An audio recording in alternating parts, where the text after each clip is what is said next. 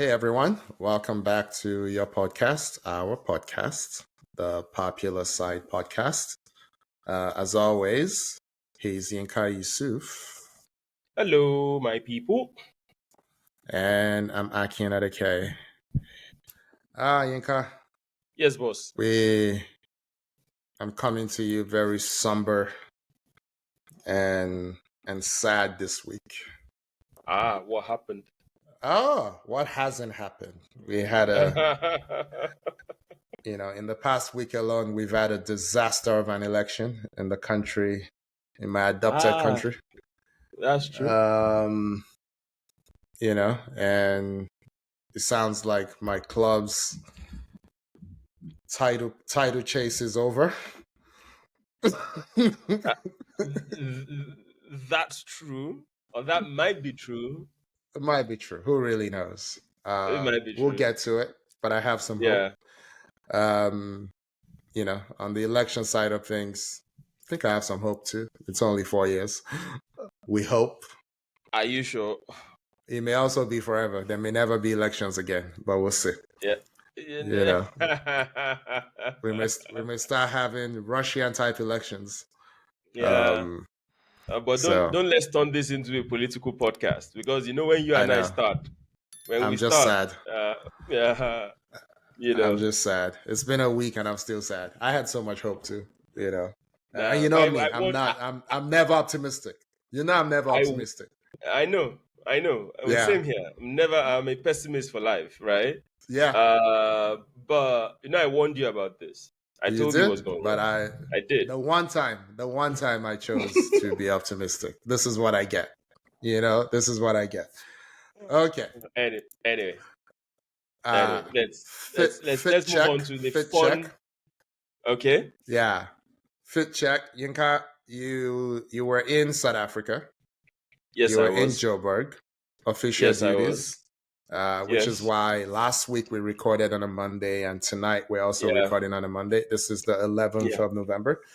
And you came back from South Africa with a new jersey. So tell us about what you're wearing. So this is Kaizer Chiefs, their third kit for the current year. I saw it and I liked it. I had options. It was either Sundowns this or Orlando Pirates. I had Orlando Pirates before. I never had a Kaizer Chiefs jersey. So I decided to cop this. It's very, very nice, actually. I really, really love it. It's really nice. I like it. It's really nice. But those are the big three. Go on. Yeah, those are the big three. It's Sundowns. The big three in South Africa. Yeah, it's Sundowns, it's Pirates, and it's Kaizer Chiefs. Vodafone sponsors both. I mean, on the jersey, it's Vodacom that you see for both Pirates and Kaizer Chiefs. And if you're talking of derbies, Akin, that's another crazy one. Pirates, Kaizer Chiefs derby, the Soweto derby in South Africa is something else. It's madhouse. It's vuvuzelas blaring.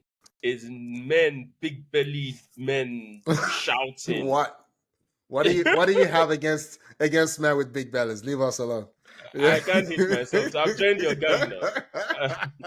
I've also joined your gang, right? Funny enough, I was at the hospital a couple of weeks ago, and my doctor said, "Guy, you need to lose that." I'm like, "Lose what?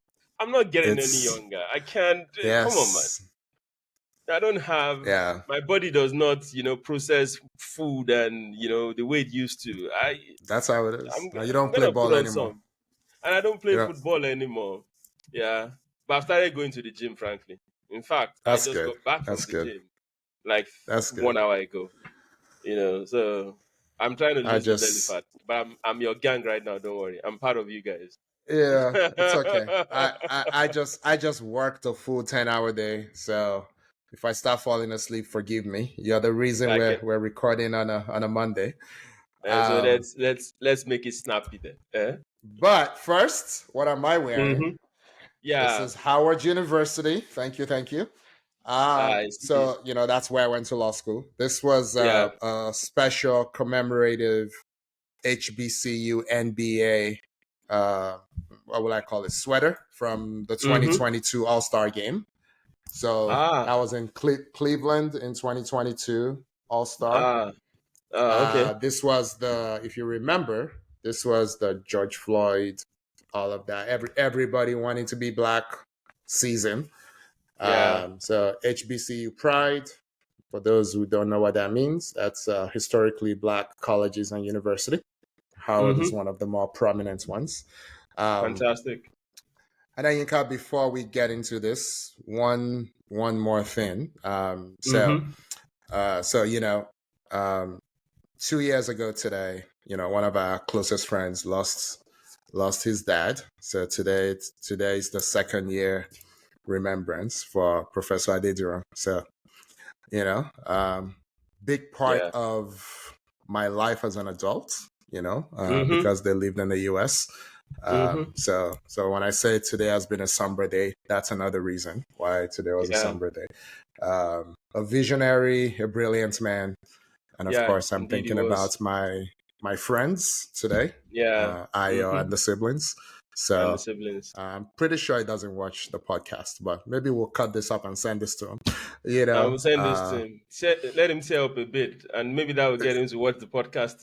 Yeah, but I hope they stay comforted by the fact that Prof was a good man, He um, was. and he left behind a very good family. So today Yeah. has been a tough day, but we It is you what know it is.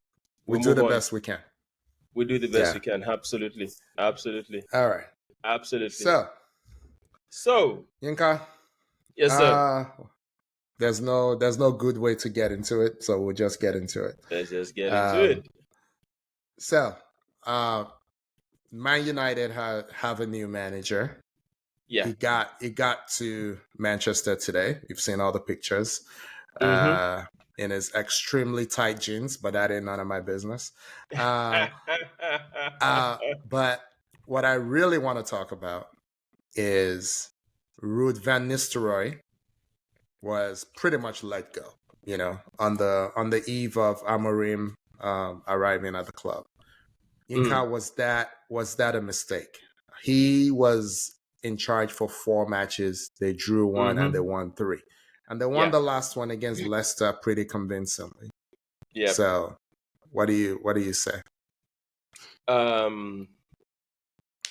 Okay. So the Amorim acquisition, all well and good. Um. Mm-hmm.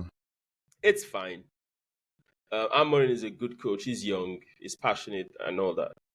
But frankly, it seemed a bit sudden, and I would have preferred if United had given Ruud van Nistelrooy till the end of the season before they then make a decision on Amorim.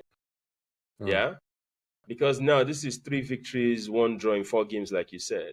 If Amorim comes in and it goes the other way, let's say 1 win, 3 draws, you're it that is a recipe for disaster to start with. The fans will start saying, "Oh, shouldn't we have, kept RVN?" And RVN, Ruud van Nistelrooy, even the way the players reacted to him, Yeah, you could sense that there was a bit of difference between Eric Ten Hag and him. And maybe it's yeah, because they revere him as a United legend on his own. And maybe he had that presence and that charisma. Ten Hag just looked like he was a weakling on the sideline, like he was scared on the sideline. I don't know. But Ruud van Nistelrooy is towering, he's tall, he's confident. It looked like someone that had authority, and it looked like someone that the players kind of respected. So, in my personal opinion, I think United should probably have given him till the end of the season, or even give him till Christmas. I don't know what the rush is for, right? And you could have gotten the Amorim deal and just keep it on ice.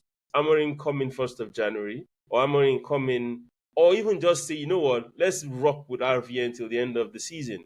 They might have let go a better coach for an inferior one, if you get what I mean. They might have. I I think they. I hope it's not the case, but I think so. But I can, yeah, that's my take. You should have given him more time, So frankly. remember when I made my prediction that Ruud van Nistelrooy will be the coach of Man U before January.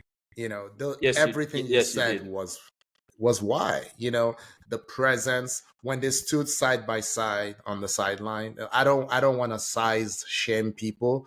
I'm a slightly bigger dude, so I don't want to size shame you smaller people. Yeah. But but when they stand side by side, the difference is clear. One looks like an adult, one looks like your emaciated, hungry uncle, Yeah. and Yeah. the difference is just very clear. And I'm like, the players are listening to one of these guys, and it ain't the head coach, and then, I have this fantasy of Marcus Rashford regaining his form and being the player he was on his way Mm-hmm. to being. And Arsenal should The buy him. Well, I wasn't gonna go there because we That- don't want to turn this. We don't want to turn this into an Arsenal podcast, Yinka. Uh, but the Right. the the most I think the most improved I've seen Rashford lately has been under Van Nistelrooy. They've Mm. obviously met. They've obviously talked. Someone has obviously told Rashford that, dude, you are the man. You're no less talented today than you were 2 years ago or 3 years ago or 5 years ago. What's Yeah. happening, And it's not just about the numbers. If you actually do watch the matches, you see the difference in it. It's taking people Yeah. on again. It's running again, but it's running with sense and direction. So for me, I feel like there was something there. I joked the other day that it's like Duncan Ferguson, but if Duncan Ferguson was less of a street guy and more of a corporate guy, if that makes Yeah. sense, you know what I mean? Yeah. Yeah. Yeah. So for me, I'm like, if I was a Man U fan, this is the kind of person I would want as a figurehead at my club. It Mm-hmm. looks the part. And the funny thing is, when he was playing, you would never have predicted that he would be a coach. A good coach. But Yeah. sometimes these things just happen. And I saw Yeah. the same effect when he was coaching at PSV. There's certain people that people just flock to, and even you can think about even your friends, there's certain friends that when they show up, that's when the party starts. You know what I mean? Yeah. You know the kinds of friends I'm talking about, and Yeah. that's just how it Yeah. is, that's just the way it is. Okay. But So neither go on. before we move on, Akin, Mm, so the question for me then will be, so how come he couldn't influence Ten Hag while Ten Hag was the head coach, right? Because sure. I look at the other coaches, they really rely. It's not my decision. It's, guys, what do you think we should do? Yeah. So are we saying Ten Hag was running a my way or the highway kind of coaching system, or what? What do you think? Not necessarily. I think what's important here is, Mm, was Ten Hag secure in his own position? You start from there. very good So point. look at United's rivals. At Chelsea, no one is ever secure in their position. Even Yeah. the man who just won them a Champions League, they fired him the next year. Yeah. Yeah. God, what's his name? The Italian guy, Conte young or Italian. Di No, young Matteo? at the time. The Matteo fired Di him. Matteo. Everyone gets fired at Chelsea, so throw Chelsea out. But look at Man City. Mm, Pep, doesn't matter how Pep does. Pep will leave when Pep is ready to leave.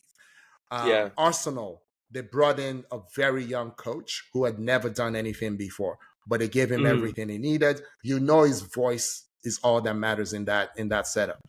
in that So setup. Yeah. he can bring anyone in, and he's still the man. Everybody knows that. Unai Emery at Aston Villa, secure in his position. But you look at the guy at Newcastle. Not really. Not Yeah. really. Yeah. People are talking about Yeah. your job every day. Someone is talking about your Mm, job. There's no way you're going to work feeling good about yourself. yeah. You know what I mean? So that I could get, make you be timid, or that could make you go, I'm going to prove that I'm the man and I'm not going to listen to anybody. You know what I'm saying? So yeah, it could go I either get way. your point. I get your point. Okay. That's fine. Mm. All right. So good luck to Amorim. I watch a lot of EPL. So if more good coaches is good for everybody, in my opinion. It's good for So everybody. It's good for everybody. Yeah. so all right. Edu Gasper left Mm-hmm. left Arsenal. We talked about this last week. Mm-hmm. Mm-hmm. But Yinka, who should replace him? Not a former Arsenal player, if you start with, right? Why not? Uh, so because you sometimes I don't know. There's a concept I can't remember the name or the terminology that is called. It's when everybody sleeps and you face the same direction, right? Mm, There's a yeah, terminology yeah. for it. I Group can't think. remember. Group Group think. groupthink, yeah, groupthink, Yeah, but there's a fancier word for it. But groupthink, yeah. yeah. If you bring in someone that Arteta is largely familiar with, yeah, Mm, I think this might, not will, might lead to situations where there will be that group think and there won't be somebody in the room saying, hang on a minute, have you guys thought of this? Have you guys thought yeah. of that? So I've heard of Mertesacker, Mertesacker coming on board. I've heard of Thomas Rosicki, sorry, coming on Mm, board. And I'm like, Pa doesn't have that much experience in that sporting director role. Thomas Rosicki is doing that for Sparta Prague, but he hasn't done. He is not is still a baby in terms of that role. Then the question then pops up that who are the other people? And I'm like, go get people that are external, right? yeah. There are people that are available. There's this guy that used to be Liverpool sporting director. Um, what's his name again? Michael Edwards, Edwards. right? Edwards, yeah. Edwards is a good example. Go get somebody like Edwards, or go to PSG, Luis Campos, right? Get those kind of people that have really put their feet deep in this sporting director role, not someone that is just going to be learning the ropes with, you know, because you need someone that is strong enough to look at the board to say, guys, this is what we need to do. Not someone that will be grateful that they've given him a job and will be towing the lines of what the board wants them or what Arteta wants. You need someone that is seasoned, not somebody that is you just put on fire last 15 minutes ago. That's not what you want, right? So no particular name comes to mind, but I won't mind Michael Edwards. Edwards from Liverpool. I think he's still jobless right now, isn't he? I He think left. so. I'm not Yeah, I don't know sure. where he went. I don't know where So, he went, but that's the kind of quality I would want. I wouldn't want yeah. a rookie sporting director to take over from Edu. Yeah. So, I'm caught in two minds on this one, and I'll tell you why. Okay. So, one, think about when we talk about young players, we say if you're good enough, you're old enough, right? We say that all the Yeah. time. Yeah. But it's easier to see Messi, a Cole Palmer, to see, oh, this person's good. But it's harder to see like a great sporting director or even a great coach early on, Yeah. right? Yeah. And you need experience in the way you deal with humans. There's some things you can't microwave. But you can still see talent. You can find a great doctor early on, but they need Yeah. experience. A great accountant, Mm-hmm. auditor. You know where I'm going with this. So I'm caught in two minds. So there's the someone who may not have the best experience but has excellent ideas. But for me, the biggest criteria is Arteta is the most stubborn human I think I've ever studied. Right? He's extremely stubborn. He's worse than Pep. Okay? He's worse than Jose Mourinho. He's worse than Arsene Wenger. He's extremely stubborn. So for me, the number one criterion is can you stand up? Forget standing up to the board. Is can you stand up to Arteta and say, this stuff is not working. Your team cannot produce goals. See, I'm still not going to say you need to buy number 9. But you need to figure out a way to produce goals. Yinka, I've been watching Arsenal all my life. We're back to a point now where this team doesn't have more than one goal in them. if they score that goal and you equalize that goal, they don't have number 2 in them. They don't. So you've stalled. Your system has stalled. They pay these other coaches too. Who is going to stand up to him and say, something's going on? Why are you letting some players go? You know what I mean? You've had this success with barely any injuries for 2 years. They're due in the 3rd year. Someone should have told him that. Someone should be telling him that. And, when I was up here almost crying when they let my boy go to Fulham and you thought I was crazy, this boy can't stop scoring. And every time he scores, I check the opposition. I'm like, if Arsenal was playing that opposition, there's no one on this team that will score that goal. The latest one was against Crystal Palace. If Arsenal plays Crystal Palace today, it's a fight to the death. And Arsenal will be lucky to win. And there's nobody that can take on players the way Emile Smith-Rowe does. But nobody stood up to Arteta and said, what if Odegaard gets injured? Who's your backup? Why are you selling ESR and sending Fabio Vieira on loan at the same time? And, and no one is saying Mourinho is not the same profile as Odegaard.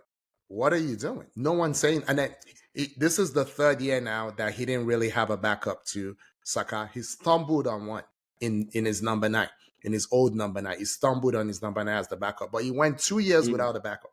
So I want someone I want this to be a real team of rivals, who will say, Oga, you're too into it. You're too close to it. I'm sitting upstairs in the director's box and I have a bird's eye view, and this ain't looking good.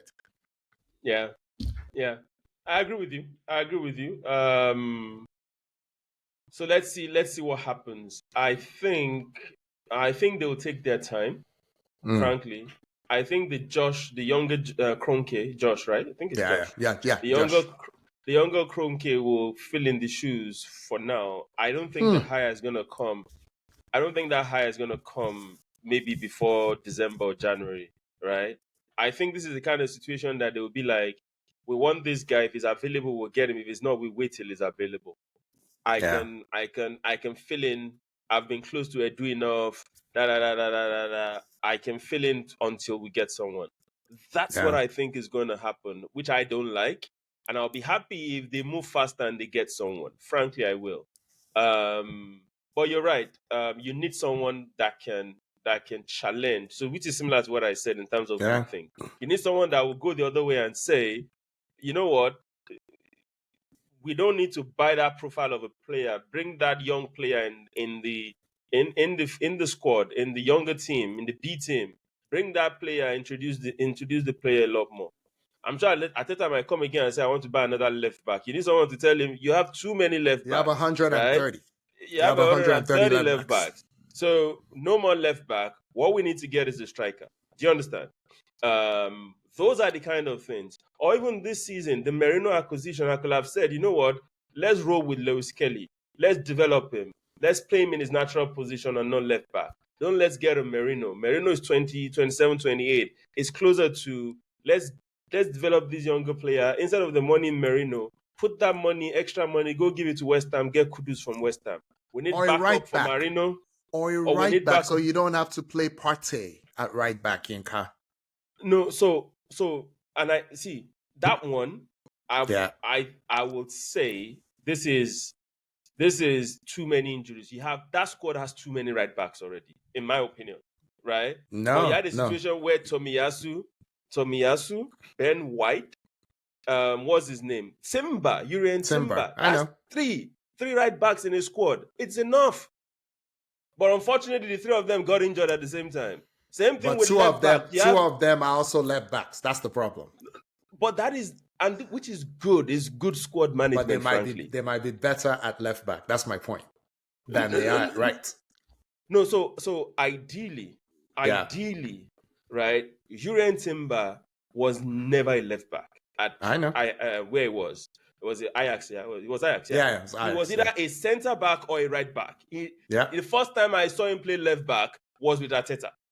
So he's deputizing right now. His original position Same thing with Tomiyasu. Original position is center back and right back. They don't play left back. It's Arteta that says, okay, guys, go play left back. I guess which was why he was so insistent on getting Calafiori. I need someone that fits that same profile that can play center back and play left back. Right now, I'm thin in there. I can get people to cover. I don't have natural people, so I don't even have a problem with the back. My problem is with the attack and the midfield. Yeah, it needed rejigging, and that rejigging didn't happen the way I would have thought it would happen. Yeah, and maybe a sporting director will fix that. We never know. But yeah, Arsenal need to do the right thing with respect to that. Okay, so we'll see what happens. The names I've heard. There's a guy at West Ham that they've talked about. There's always the guy that went to Roma and then left Roma. I can't remember his name now. He's always in the mix for Arsenal. They're always talking about him. And then of course the guy that left Man City that you talked about the other day. Whatever. That guy. I'm not even going to attempt to say his name. There's always that. But let's see. And then Edu's assistant, he is there. So they're thinking he can fill in for a while. What I thought was interesting, and I think this is just like a UK European style thing, which is strange in the American business context, the concept of a 6-month gardening leave, because Edu can't work immediately. Edu is home now on a 6-month garden. It's crazy to me because it just doesn't happen here. Like, here it's reserved for like the biggest maybe CEOs and stuff like that. Most of our employment here is at will. You can leave a job today and start another job tomorrow. It's not a problem. Yeah. So, I like this 6-month gardening. I think I need one at this point, sir. If your employers are watching, he's joking. He's joking. 6 months of not doing anything. Maybe it's a sabbatical I need. Sabbatical. I'll explore the sabbatical option. Yeah, you can write a book. You can sit on panels and talk all kinds of junk. Anyway. Yinka, one of the few high points of my past week is our next topic. So one of my favorite athletes currently playing any sport is Ms. Coco Gauff. You know how much I love this girl. I love her like she's my own child, even though I've never met her. And she could be my child. I'm that old. Yeah. But Coco won the WTA Final. You threw dirt on the whole thing because you're like, she didn't do it in a Grand Slam. When. And I'm like, Yinka, why are you such a hater? Why are you? That's not what I said. That's not what I said. I said she should do it more where it matters more, which is Grand Slams. And you went. This is the supposed, or what was the word you used? This is the supposed fifth, so-called fifth Grand Slam. And I told you, so-called. You said it's so-called. So that means it's not a Grand Slam. And one of our friends asked, so what's the difference? And they're all there. And I'm like, this is an invite, right? Do you understand? But only the top 8. Only the top 8, Yinka. Only the top 8. This is the final end of year. I mean, when the men do their own, it's a big deal. You know what I mean? Like, this is a big deal. This is like in golf. It's like the fifth. What is the fifth slam in golf? Is it a PGA? The PGA not the Augusta, the other one. Yeah, the PGA. So Yinka, let me say this real quick. So. On the men's side, there were some years that one or two people would not boycott, just not go because they're badly injured or whatever. But it's always a big deal when you win the year end. It's always a big deal. It's a pride thing. It's a durability thing. You've been playing all year. You're broken. You're battered. And you have an eye already on the Australian in January, because this thing is happening and I think it used to happen even later in November, So I think this is a big deal because she went through the world's number 1 and 2, in the space. She didn't. I thought she beat them back to back, but there was actually a match in between. She went through that. She did lose in the group stage. I forget who she lost to, but she So lost one Akin, match. which is exactly what I'm saying. The way this Okay. tournament works is not the beat you, you're out, beat you. So there's a round robin. It's a round robin of the top. Do you understand? Right? It's a round robin. So for example, what's her name? Iga. Swiatek. Iga Yes, Swiatek. Swiatek Yeah. won a game and she thought, oh, the game really mattered. And they're like, dude, you're out already. Whether you won or you lost, you're not qualifying for the next round. But Right? Coco So beats Swiatek in the group stages and then beats Zabalenka. Zabalenka is number one now, right? She's number yeah, one. she's not. Swiatek is two. She But beats Coco Zabalenka in the lost to semifinals. what's her name? What's this girl's name again? Coco lost the final game of her round robin. I Yeah, know. Because she and had she already still went. qualified, Inka. She had already So qualified. Don't do this. I get it. I see. I like Coco Gauff too. So I'm not. Yeah, Hmm. but I Do just you? Of course I do. Of course I Okay. do. And I'm Okay. happy she's got the biggest purse for the year. Oh. No, in Across history, board. in the history of history. women's tennis, $4.8 million is the And a biggest lot check of ever. people were like, she shouldn't have played because of the issues with Saudi and stuff. And I'm like, guys, What? I am a fan. Yes, you didn't hear that. A lot of No, people were like, why are I you don't guys hear. playing in Saudi I Arabia? don't hear Because nonsense. of the whatever the issues with Saudi in terms of human rights, women, blah blah blah blah. Why are you going there to play? And I'm like, anyway, that's another discussion for another day. Don't even let's go in there. So I'm happy Yinka, for her that she's got a big purse. Yeah, go ahead. yes, there are people already saying, let's boycott the 2034 World Cup. I don't even know. Where's the 2034 World Cup going to be at? I don't know. There are people who want to boycott the 2026 in the US because the US is involved. It's okay. People like that will always have amongst us. But for me, without Saudi, heavyweight boxing will be dead today. They kept heavyweight boxing alive while Yeah. everybody else was going to watch UFC, which for me is not a sport. But it is So what it is. apparently, But we're not. 2034 World Cup is in Saudi Arabia. Okay, so I read I read a headline that it should be boycotted. So there are people trying to do that. But if you're going political, Saudi is also the counterbalance in the Middle East right now, trying to make peace with Israel and trying to keep Iran from blowing everyone up. So I mean, life is complicated. It just doesn't make sense. Is what I'm saying. Yeah. Every single country has opposition, has somebody on the other side that does not like what that country is doing. Don't bring that into sports. I've told you this. No, it will always be in sport, though. It will. You can't remember 1936 Berlin. There's no way. Like sports washing is a thing, and then the counterbalance to that is athletes, doing this and all that. It's just the way it is. I agree with you. It's just the way it is. So there were quite a number of people that were like, Coco shouldn't have played and stuff like that. Yeah. But I'm happy she did. And I'm happy she won. Even the way she won was more important. Because Sabalenka in the semis was a very, very tough game. It was a tough game. I thought that was tough until then she met Zheng in the final. That was even tougher because she was down. I think she had. She was down 6-3 and 1-3. 6-3 and 1-3. Okay, no, not champion. Yeah, 6-3 and 1-3. Yeah. And she still recovered and she won. Now, Coco, please be consistent henceforth. Yeah. Leave this girl alone. Don't go lose to a Pegula out of the blues. Or what was that lady that was Achilles heel? The American. What's her name? It was Pegula. It was Pegula. It's okay. Sometimes it happens.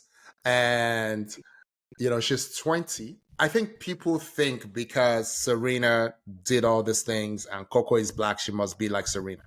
Let me repeat again, Yinka. Hold on. Let me repeat what I said the first day. Hold on. The first day I saw this girl, she was a girl at the time. I can't even call her a woman. At 16, was it 16 or 15? Play Venus Williams. I watched after I finished collecting my jaw from the floor, I watched one more match of hers. And what I said, because I knew people were going to go to Serena and Venus immediately. What I said after watching 2 matches was, I don't know what her ceiling is. Yinka, I've told you this before. I've said it on this podcast before. But her floor is as high as I've ever seen. And the reason is she does not beat herself. She doesn't spray, unforced errors all over the place. Because I know Serena and Venus were just so uber talented, they never had to be disciplined. They were not disciplined. They never got a lot of their game in check. It sounds sacrilegious to say it, but I will say it. They were not disciplined. They played crazy a lot of times. They were just so much better than everyone else after a certain point that it didn't matter what they did. They could sit and just smoke a cigarette and still come back and whoop everybody. I don't think Coco has that kind of talent. But Coco will always be in the game because she doesn't beat herself. Now, when she starts having unforced errors and foot faults or whatever, it seems so crazy because she never does that. But sometimes it happens. Expectations have risen for her. She needs to raise her game to match the expectation. But give her time. There's no one on tour right now who has won 10 Grand Slams. She's only won. I know she's only won one, but it's okay. She won that one at, what was it, 18 or 19? Y'all give her time. Yeah. It's okay. Yeah, I hear you.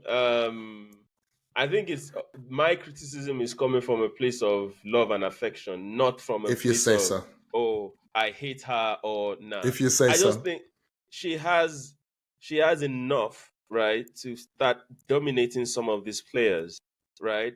I don't need you. Don't get to that point where it is only when Sabalenka is on the other side or when Swiatek is on the other side, that's when I realize, do you understand? When you're playing everybody, play everybody the same way. I don't expect you to be losing to people that Sabalenka and Swiatek will smash completely. It's not a true sign of a champion. She will get there. I think she will, right? And I'm rooting for her. Yeah, but yeah, get there. Let's speed it up a bit, if you get what I mean. Okay, so what I would say, I think it's okay if right now she's not as good as Iga and Sabalenka. I'm okay with that. You know what I mean? You are. No, but that's the point. Yeah. Akin, when she's playing them, she's as good as them, right? It's like she turns into a super elite player once those two guys are on the other side of the court. But then you are playing, a Paulini. I know what you mean. Or even a Zeng, the first two sets against Zeng. I'm like, come on, Coco, don't do this. Don't do this. But, so that's my point. It's that consistency that I'm kind of looking for. But the way she came back though, and it's so funny because like in the family group chat, one of my brothers-in-law was like, "Hey, she's gonna come back," and I honestly never had any doubt that I knew she was gonna win. Because again, I just had that. I'm like, plus I've seen Zeng melt down before, so I'm like, Zeng. All these things you're saying about Coco is really Zeng, because she'll go to the Olympics, be great, and then when it, in my opinion, who cares about the Olympics? And then when it really matters, So, but I didn't want to say anything, but I had no doubt. I knew she was gonna win. For me, once she beat Zabalenka, Higa, and then Zabalenka, I knew she was gonna win. But that's just me. But but that was one thing that salvaged my week a little bit. I love seeing this. All right, let's move on. Cool. Another thing that made me sad in the past week, Yinka. Yes, MLS. We don't talk a lot of MLS, but I'm gonna let you take this. What happened? How did we get here? What's happening? Inter Miami. What happened? Yinka.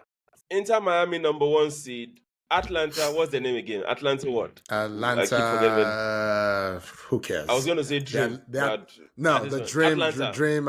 Atlanta. Who cares? Atlanta, who cares? Maybe it's Atlanta FC at this point. But Atlanta United. Atlanta United. Atlanta FC. United. It's too much. How are you United and FC at the same time? United and FC at the same time. These Americans. Anyway, so the first game. So once again, their playoffs is 3 games, best of 2 games, best of 3, best of 3. Right. So if you win 2, you qualify, which is in the first ridiculous. Round. First round, it's just stupid. Let's call it what it is. So first game, Inter Miami won. Then they went away to Atlanta. They were leading until Lost. like 5 minutes, and they Yeah. lost these 2 stupid goals, right? Then they came home, they scored first, which is the final game of the series. They scored first. Then Atlanta scored 2 quick goals. Bam, bam. You know? Then Messi equalized 2-2. Then they were pushing Atlanta. I mean, Miami were pushing for the winner. Then counter-attack, and Atlanta scores again. I'm looking at the whole. A lot of people say that's the greatest upset in MLS history, but I Nah, think that's a bit it's too much. It's they've I don't been think so. that's they're just sensationalizing the whole thing. I But agree. that whole Inter Miami team, yeah, offensively they look very good. Defensively they look terrible, Because they're terrible. old. Because they're old, Yinka. That's And why. I mean, the Argentina has given you the recipe, right, for success. Just get thugs that are Messi. That's very true. Get young thugs. That's all. That's all. The team old, defensively indisciplined. I was watching the game and I was like, what is this? What are you guys doing? Yeah. Offensively, they're fire. Atlanta, in terms of talent, nowhere near Miami, but they had Yeah. heart and they outran Miami. Once Messi had the ball, 4 people. Yeah. Also, MLS Inter Miami are out, despite the fact that they had the highest points in MLS history, I think, Yeah. in They the won regular season. the supporters shield. Yeah. Yeah. And they had the highest points in the regular season, but they're out Ever. of the tournament. So next year we'll see what happens. There's talk that Neymar might leave Saudi and No. come to MLS. No. That's the problem. No, but Yinka, this is the problem. So okay, so if I may, so a couple things. So people who don't watch the MLS don't understand this. The US is a massive, gigantic country. Okay? The travel is hard on the body. Okay. So think about just if you had to go coast to coast, what's that? Is it 3,000 miles from Wow. from a Boston to, I mean, the US is the size of Europe if you include Russia and Europe. Yeah. If you're just talking Western Europe, you're not even halfway through the US, just geographically. Wow. The US is a massive, gigantic country, right? So people underestimate the travel. Until very recently, they didn't travel in comfort. They were flying commercial until recently. So now they have their own planes or whatever, right? The stadiums are not the best. That's changing. Many of these clubs now have their own, football specific stadium. Atlanta has a beautiful one. Yeah. The stadium where Messi plays is not good. Yeah, it's not. The pitch is terrible. Okay, so you put all this stuff together. The MLS is not as easy. It's not as easy as it sounds, and you already have the model out there for how can you get the best out of Messi. You need people that will run for him, carries proverbial water baggage, and do it cannot be Luis Suarez. It damn well cannot be Neymar. Okay, and Yinka, what's the name of the left back from Barcelona that is on the team? Jordi Alba. Jordi Alba has had a fantastic season. He's tried to stay healthy, but yes, how much longer? And then Busquets didn't even last. He didn't even play. He didn't start the second game and the third game. He was injured. It wasn't in the first game either, Yinka. It didn't last. That's my point. So all these decrepit they all came in to help Messi feel comfortable. Messi is not comfortable. Move away. Find them other things to do. And just go and hire the best South American, get the best, like you said, we use this jokingly. We don't mean real thugs, but thugs. Find the plays in South America version of Rodrigo de Paul. Yes. What I'm saying? Go to Argentina, go to Paraguay, go to Bolivia, go and fish out the hustlers. Find a few hustlers that will run the running that Messi should do. Let them run for him. That's how you win. Would be happy to make $750,000 a year, which is probably more than they're making in Chile. Exactly. So Exactly. Neymar, this is not a Neymar thing. If Neymar really wants to play MLS, put him somewhere else. You don't need Neymar and Messi. The salaries don't work anyway, so it doesn't It matter. don't work. But Okay. people are saying David Beckham might make it work. But anyway, too much on MLS. It's All just right. because Messi's out. That's why we're talking about it. Let's And move now on. I'm done. I'm done with the playoffs. I'm not gonna watch anymore. I'm No, out. no, no. Of course, I'm out. I'm I'm done. completely out. Uh, okay, Yinka, we mentioned the Ballon d'Or last week. Lots of Yes. controversy, people making a fool of themselves. Yes. You wanted to talk a little bit about who voted for whom, so take it away. Yeah, so I think last time out when we had this discussion, I told you I had not looked at, the way people voted.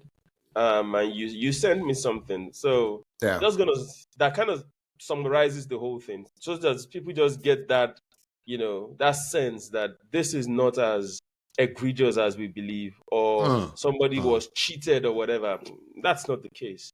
So the analysis that I have here says Rodri was given 15 full points by 49 journalists.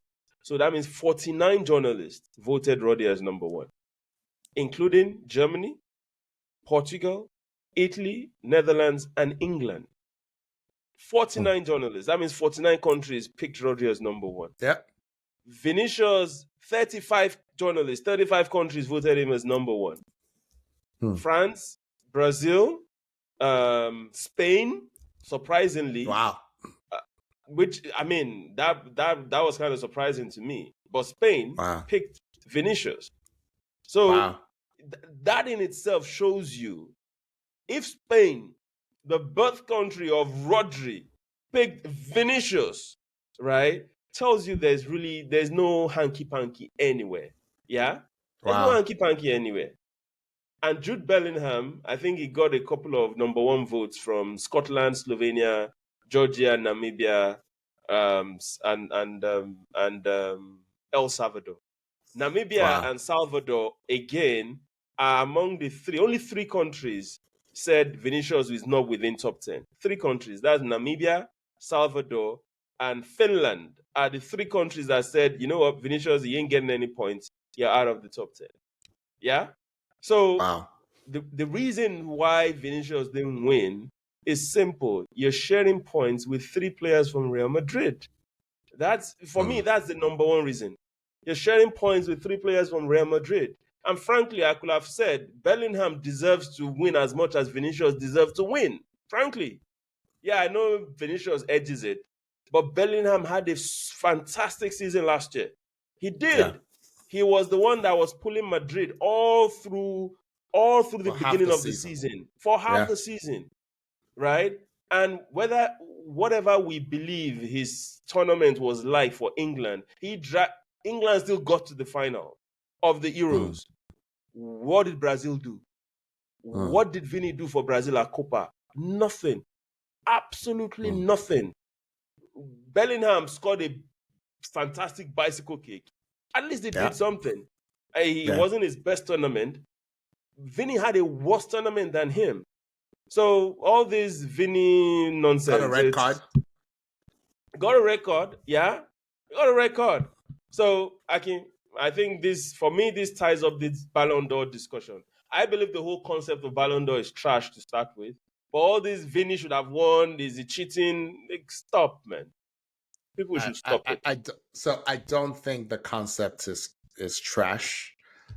I think there is some politics in it. I think people love Messi, and I don't blame them. I love Messi. Uh, I think Messi won 8 times. Probably Mm-hmm. legitimately should have won 6, maybe 7.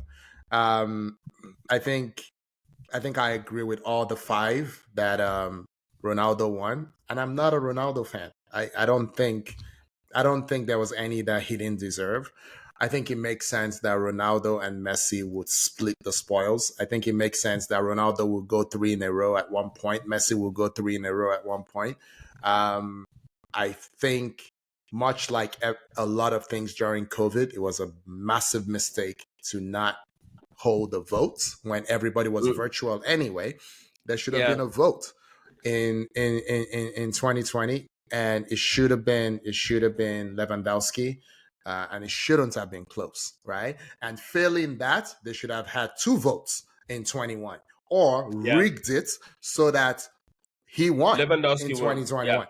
Yeah. So now the guy who breaks Gerd Muller's record is not gonna have a Ballon d'Or. I think for me that's unforgivable. Henry not winning in the season, he had 24 assists and like 30 something goals, and Pavel Nedved winning on the strength of one semifinal performance in the Champions League. For me, that's unforgivable. But that happens, So it is what it is. We're gonna move on. Let's move on, Aki. Okay. Yinka, we're at the Yes, end sir. of our rapid fire, which wasn't so rapid. Yep. Worthy mention section, which we're pretty worthy. So let's go into the week that was in Europe. I'm still very sad, but I will soldier on. We missed out on one. We missed out on one point. Oh no! We cannot move on without doing this. We can't move on without that came in this afternoon. Yes. Okay. David Coote. Yeah, Coote, who refereed the game this weekend, was caught on tape, video, talking a lot of junk about Jurgen Klopp. Yinka, I know you care so much about this. I care a little bit about this, so I'm gonna let you have it. Just go for it. No, so I'm not gonna say much. I think this You're lying. You're lying. Yes, you are. This just kind of justifies my claim that there's bias with these refs. It's not incompetence. It's not. It was too bad for it to be incompetence. It shows you that there's bias. And why I think I mentioned this to you offline, right? That there is a particular podcast that pops up on TikTok. It's an old retired referee that just keeps telling tales about, escapades while he was a ref and things that happened and funny things. And this guy is very, very funny. I can't remember his name. Yeah. And it tells you these guys remember, because that guy will be like, last season, XYZ happened and I had it in mind and I said, I'll catch you next season. Things like that. So these guys they're human. I get it. For example, what David Coote is saying here is saying that, what's his name? Jurgen Klopp he called him a C word, more or less. He said he's an arrogant, blah, blah, blah, blah, blah, blah, blah. And I'm like, if you feel that way and you're referring against that person, wouldn't you want to show the person that, you know what, I'm going to get you, right? That's what it is. And immediately PGMOL saw this. They suspended him immediately. They have to. Immediately. Now, here's the thing. In this day of AI, I want to believe PGMOL suspended him after they confirmed from him that, dude, was that you? And did you say that? I want to believe they've done that. Because if they haven't and they suspended him, then they must be stupid and foolish. Yeah? I want to believe they would have done their background checks on the video by either asking him, dude, was this you? Yeah. And he must have acknowledged, or they've confirmed it one way or the other, just to authenticate the video and say, yeah, this is him. Yeah. Okay. If that is the case, and he indeed said all these things, Aki, it just confirms what some of us have been saying for a long time. There's bias. There is bias. That's what it is. So it could be bias against the coach, it could be bias against the club, it could be bias against whatever, but there is bias. Now, how can the PGMOL get out of this? How can they save this? They've caused their own problem by what you've said. It's like they just take Michael, what's his name? The guy that referred us. Michael Oliver. And they just said, you know what, let's just replicate Michael Oliver in 15 places, and that's the referees. Those are the referees that we have. That's what it looks like. They all behave the same way. They have the same carriage. It's like the 5 sets of triplets, if you get what I mean. Oh, I'm like, my God. Oh, my God. They box themselves into this corner. Oh, my God. Okay, so I'm going to say, I don't want to repeat myself because Yinka, this is our 39th episode. It's crazy Yes. how much we've talked about referees, how much we've talked. Period. There must be something wrong with both of us, but also how much we've talked about referees. I will bring the lack of diversity thing into this again. Yinka, this is scientifically proven by me, right? That no matter what your intentions are, no matter how great your intentions are, when you form an organization with a lack of diversity, bad things will happen. Absolutely. Okay? I will call out the big ones again. Yinka, you know where I stand on religion, but this is not about religion. Okay? This is about the leadership of all the religions. Okay? When you gather together and it's all men and there's no woman in your midst, you would do bad things. That was what happened to the Catholic Church, Yinka. Okay? It was happening for years. It was happening all over the world. And then if you say, oh, they hid it perfectly, they didn't tell us, okay, that's fine. But then when they told you, what is the instinct of a man? Is to cover it up. Is to cover it up. Yinka, if there was even one woman in those rooms, it would not have been covered up. It's that simple. This is not, before anybody starts talking nonsense to me, this is not about the relative superiority of one gender over the other. No. Yeah. So let me counterbalance this. In the US, most teachers are women by like a long distance. Okay? And they all mostly think the same. And that's dangerous and that's terrible. You know what I mean? And the kids are worse off because they're all being taught from a feminine perspective. And some of these kids, when they don't have men in their lives, end up not getting that at school either. You see what I'm saying? And a lot of bad decisions are made because they don't understand. For example, black boys in this country are expelled at a significantly higher rate than anybody else, suspended at a significantly higher rate than anybody else, because these women don't know how to deal with little boys, you know? And so it takes like 2 minutes for a little black boy to turn from a cute little black boy to a monster because they don't know what to do with it. Now, if there were men who were teachers, they'll just ignore it or know how to redirect because they were once boys themselves. And they understand that, no, the boy's not being toxic. The boy's been a boy. You know what I'm saying? I have a 14-year-old girl and a 5-year-old boy, right? My 14-year-old girl, when she was growing up, my wife and I really thought she was like, oh my God, she is a lot. You know, like we used to joke that she never walked. She was always hopping. She was active and then we would come together with her male cousins and we're like, oh, what were we complaining about? She is nothing compared to the boys. Because I'm sorry, boys and girls, it's like, you know that book, Men Are From Mars, Women Are From Venus? It starts from when they're babies, Yinka. And now that I have a son, I'm like, what was I complaining about? You know, my boy, Yinka, my boy held my foot last week. He held it down and just started punching it. I didn't do anything to this boy. He just held my foot and started punching it repeatedly. Who does that? Who does that? Like, a girl doesn't do that. You see where I'm going with this? You need diversity. When everyone thinks the same way, your organization doesn't work. The US military, I don't have the stats in front of me, but today is Veterans Day, by the way, in the US, right? Yeah. Veterans and active military are killing themselves at an alarming rate, Yinka. You know, next week I'll get you the number. It is alarming. No one's doing anything about it.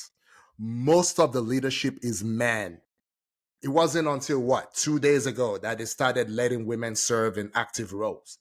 But they all think the same way. And these poor people are killing themselves and nothing is happening. Let me end on this, Yinka. During the Great Recession, that's what we're calling 2008, 2009, right? The Great Recession. Great Recession. This one is scientific. This is not Atkins science. This is scientific. Someone did this. On Wall Street, The companies that had even one woman in their boardroom, even one, they lost less money, right? They recovered quicker. Again, this is not about the worth of women versus the worth of men. It doesn't matter. All humans are terrible. I say it all the time, I'm not, you accused me of cussing the last time, but I said humans, I say it all, humans ain't blip. I say Yeah. it all the time. I have no faith in humanity. I think everyone's terrible. Women are trash. Men are trash. This is not about the relative, quality of a man over a woman. It's you cannot have the same idiots making all the decisions. This is proven. You need diversity. You need someone to Yeah. feel uncomfortable. You know what I mean? Yeah. Yinka, if you have a group of men, the reason people end up in a strip club spending company money and swiping the company credit card is because there's no woman making decisions. It would never happen when there's a woman in the room. Because a woman would be like, "Are you crazy? Go there on your own time." So for England, London is so diverse. I've said this before. For England to be comfortable with their football being, until very recently, 100% white referees who all Yep. come from the same part of Manchester and Liverpool, they're not even from London. It's crazy, Yinka. It's insane. They all speak the same way. They all went to the same schools. They all have the same corny ass nicknames for each other. They are the same person. It blows my mind. You know the funniest part, Aki? People are now Yeah. beginning to uncover all the games that he was involved with Liverpool, right? Or the games where it is City that it was VAR and he favored City, and they're like, he was the VAR in that game. See the contentious decision that he gave. He was the so the Rodri handball against Everton. He was in VAR. The handball against Odegaard in at Liverpool Stadium that should have been a penalty that was overlooked. Anfield. He was Yeah. VAR at Anfield. It was VAR. People are now beginning to go through and they're like, oh, you see, there's a link between contentious decisions that favor teams that are challenging or are in competition with Liverpool and what this guy has done. So you're absolutely correct. Lack of diversity is why we're where we are. It's that This simple. boy scout club of referees that they have, and all of them will come. Their boss will come on TV, and will shield all of them. And come on, it's a recipe for disaster. And I hope, Okay. I've said this before, and I'm going to say it again. I hope it ends here It doesn't. because it's Impossible. it's a thread that we are about to pull, right? And as you pull this thread, I just hope the whole garment does not fall apart. I rest my case. So you know why it doesn't end here? Because to make a competent referee that can referee at the highest levels, you're talking a 10 to 15 year journey. And they haven't sown the seeds at the grassroots level, right? The reason it's white men from Manchester and Liverpool that are coming in every year is because that's what you're investing in. So you're weeding out the women at the bottom. You're weeding out the minorities at the bottom. I mean, the celebrated quote unquote Asian American, Indian guy the other day. They celebrated one black guy. Yinka, you look at the stands in any London stadium, any of the 7 or 8 in the greater London area. Yinka, the number of Indian Brits in the stadium. Mm-hmm. You know what I mean? The number of black people in the stadium. In the stadium. I'm like, none of them want to be referees? Really? Not really? And the number of women. Yinka, there are more women bloggers, okay, representing each of these clubs. Name anyone. Fulham? Yeah. than there are women referees in all of England. This is crazy. Okay, I'm sure if we just randomly searched for Millwall fan sites, you will find more women bloggers for Millwall who haven't played in the EPL like ever, Yinka, who would probably never play in the EPL. You will find more women running fan sites for Millwall than there are women referees or assistant referees. This is deliberate, Inka. There is no way this is not deliberate. Because if you hold an open call for people to referee, women will show up. Tens, if not hundreds, of young girls will show up and say, I want to do this. Definitely Indian Brits will show up. Definitely Black people will show up. Definitely people who live in London will show up. And not just bozos out of Manchester or Liverpool. It's crazy. I agree. Okay. And it's not as if there's no lack of at the lower level. All these guys that you're talking of, there are refs at the lower level that are representative of these communities, quote and unquote. It's just that they are not sponsored or supported to rise. Do you get what I mean? Yeah. Yeah. If you look at grassroots football, you see female refs. The English league, the female WSL, they only do female refs. They don't do male. Well, there are still some male refs, but it's largely female refs, right? There was a time when a lady, Sian Macy, who's a good ref, was a good linesman. Sian Macy, I think that was her name, Sian Macy. I think it's Sian Macy. I remember. Sian Macy was very, very good, and I thought this is a woman that you can elevate. Where is she? She's gone, Yinka. Anyway, okay. Let's move on. All right. You know, I really try not to do these rants, but they just keep getting it out of me. Every week there's something to rant about. And I'm tired of being like the grumpy old man that I am. Well, you are now. Okay. We are grumpy old men at this point. Oh my God. You know. Okay. Yinka, can we move on now? Yes, are we done? Okay. Yeah, we're done. We're done. So, Yinka, what's happening in Madrid? Who is to blame? Is it Kylian Mbappe? Is it Fiorentino Perez for imposing Mbappe on Ancelotti? Is it Ancelotti for sitting on his hands and expecting a miracle to happen? You know, is it Rodrigo for not going into the dressing room and slapping all of them for not playing well? You know, and say, why am I on the bench for these bozos? Whose fault is it? Vini? Whose fault is it, Inka? Okay, so to put this into proper context, so Madrid lost 2 games. Yeah, was it back? They lost in the league. Yeah, and they lost in El Clasico. They lost El Clasico. They lost El Clasico at home 4-0.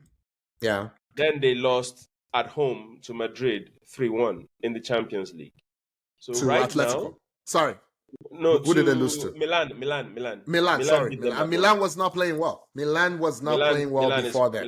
Milan is crap. Yeah. So right now, Madrid is sitting 18th on the Champions League table, comfortably behind Bayern. They are 5 and 6, 17th and 18th, right?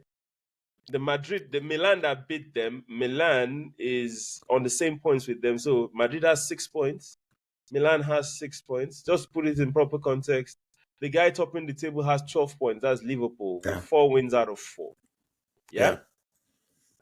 Now, if you watch both games, the El Clasico and this Milan, it was a disaster. And the disaster was coming from the fact that their offense looked like, I told you this before, and I'm going to say it again. No, you said it. It looks like tag team wrestling, right? It's like Vini does his own thing. I'm tired. They attack. Mbappe, come in, do your own thing. They're not working together. Yeah. They're not working together. And immediately you take 1 or 2 of them out and you bring in someone else, like an Adegula, like Brahim Diaz. Rodrigo. Right? The dynamics just kind of changes and the team seems to be playing better. So it then begs the question, so before I ask the question, the only difference or the major difference this year was what? Mbappe acquisition. Yeah? Yeah. And we've talked about this before, but you said it will get better because Ancelotti will make it work. He's a great coach. Based on the evidence I've seen so far, King, it's not making it work yet. It is just pure individual brilliance in that. So you see, the back line and their midfield is quite solid, yeah, and they have options for days in midfield. Mm-hmm. But when it comes to that attack, it's not gelling. It's not. It's like I said, it's like they're playing tag team football, tag team wrestling. It's not gelling. And you said this before. I think you said it best, that the comparison between Mbappe and Henry, yeah, at this point is just silly and it's stupid for anybody to even do that, because Henry willingly evolved from a winger to a proper striker.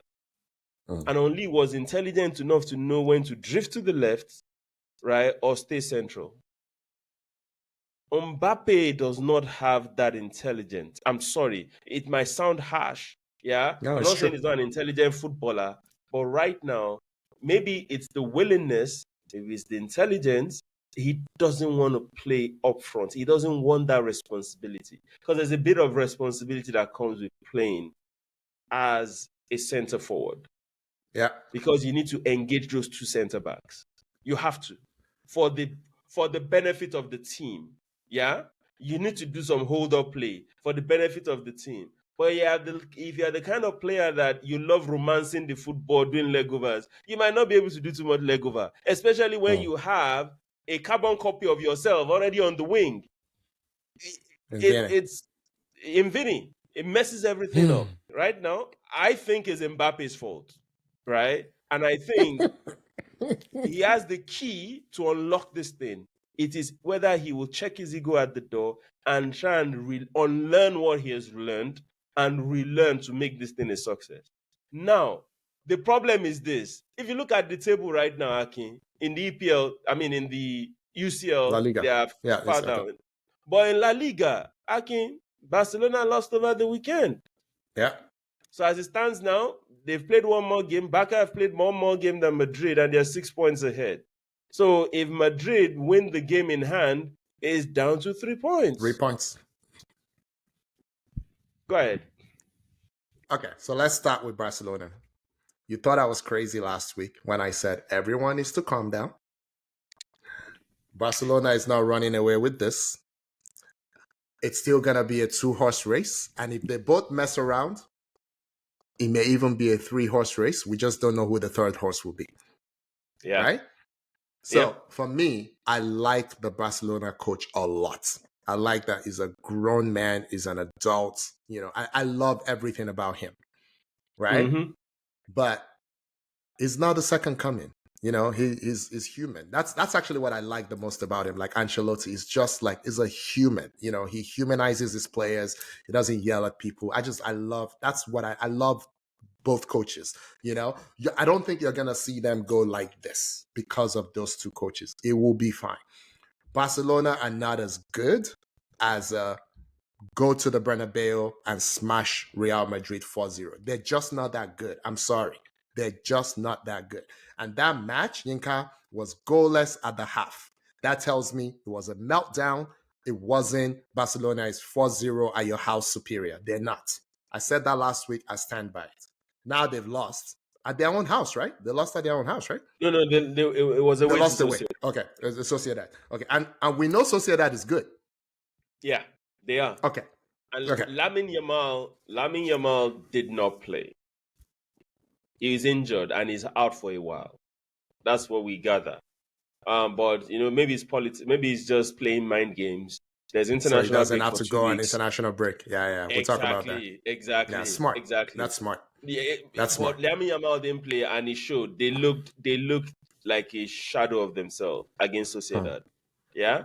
But anyway, it just tells you you're right. You're absolutely right. The 4-0 kind of flattered Madrid. No, kind of flattered Barca. Right? So, yeah, they're not that good. They're not that good. And even on paper, yeah. But here's the thing, Akin. Looking at Barca on paper, they are meeting the expectation. If you get what I mean. Look at that Yes. team. They are where they should be. Do you understand what I'm trying to say? But if you flip it, look at Madrid on paper. They're not where they should be. They're not. Barca and Thank you. Madrid should not be. They should not be. It should not be a two-horse race. Madrid should be light years ahead of them on paper. Yinka, it's very well said. The difference, the reason that gap is closing is number one. Their coach is matching. For me, I think is the younger version of Ancelotti.